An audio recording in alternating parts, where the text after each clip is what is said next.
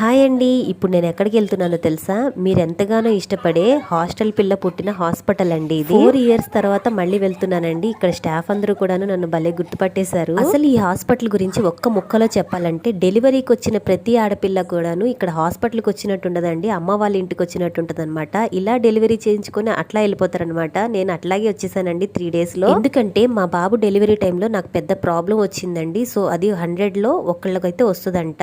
అందులో కొంతమంది చనిపోయిన కేసులు కూడా ఉన్నాయన్నమాట. సో అందుకనే మళ్ళీ డెలివరీ అంటే భయమేసి ఒక బేబీతో సరిపెట్టుకుందాం అనుకున్నామండి. బట్ నాకు 5 years బ్యాక్ పీసీఓడి వచ్చింది. మా ఫ్రెండ్ చెప్తే ఈ హాస్పిటల్కి వచ్చానండి. అప్పుడు ఈ డాక్టర్ ని చూసి ఈ డాక్టర్ సజెషన్ తీసుకొని నెక్స్ట్ బేబీకి మేము ప్లాన్ చేసుకున్నాం అనమాట. ఇంకా ఆ టైంలో నాకు ఈ అల్లరి పిల్ల పుట్టిందండి. ఇంకా ఈ హాస్పిటల్ వచ్చేసి విజయవాడలో పుష్ప హోటల్ సెంటర్ పక్క సందులో ఎస్బీఐ బ్యాంక్ ఎదురుగుండా ఉంటుందండి. ఇంకా నా పరిస్థితికి వస్తే ఈ వరదలకి నా ఇల్లు, నా సామాన్లతో పాటు నా హెల్త్ కూడా పూర్తిగా డ్యామేజ్ అయిపోయింది అనమాట. సో అందుకే హాస్పిటల్కి